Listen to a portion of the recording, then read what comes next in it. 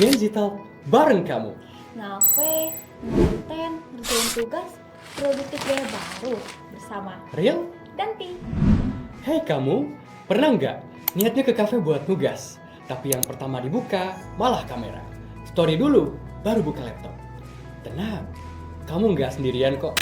Sekarang, kafe bukan cuma tempat ngopi aja, tapi juga jadi ruang kerja, ruang kreasi, bahkan ruang healing.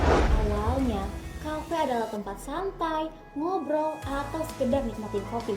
Tapi, semenjak internet dan remote work makin umum, banyak banget anak-anak Gen Z dan milenial yang menyebut kafe sebagai kantor kedua. Maka nggak heran, sekarang banyak yang ke kafe bawa laptop, buka Google Docs sambil nonton. Menariknya, suasana semi ramai di kafe justru bisa membantu kita buat fokus. Studi menyebut ini sebagai efek ambience noise productivity. Kenapa sih kita bisa lebih semangat kerja dan nugas di kafe dibanding di rumah? Jawabannya ada di konsep produktif displacement, ganti tempat dan ganti mood. Lingkungan baru bisa menstimulasi otak untuk tetap aktif dan waspada. Ditambah, ketika kita bikin konten saat belajar, ada unsur accountability. Story di Instagram bisa jadi pemicu agar lebih konsisten. Bahkan buat sebagian orang, bikin konten jadi bagian dari proses belajar itu sendiri. Tapi ya, semua tetap butuh batas. Jangan sampai ngonten malah jadi distraksi.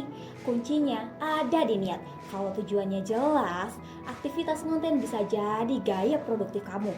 Tapi kalau sekedar FOMO, ya hasilnya jadi nol besar.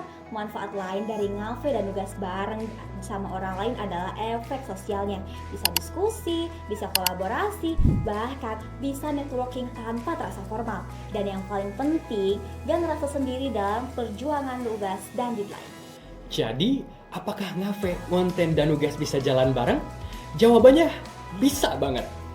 Asalkan kita tahu kapan harus nyalain kamera dan kapan harus matiin notifikasi.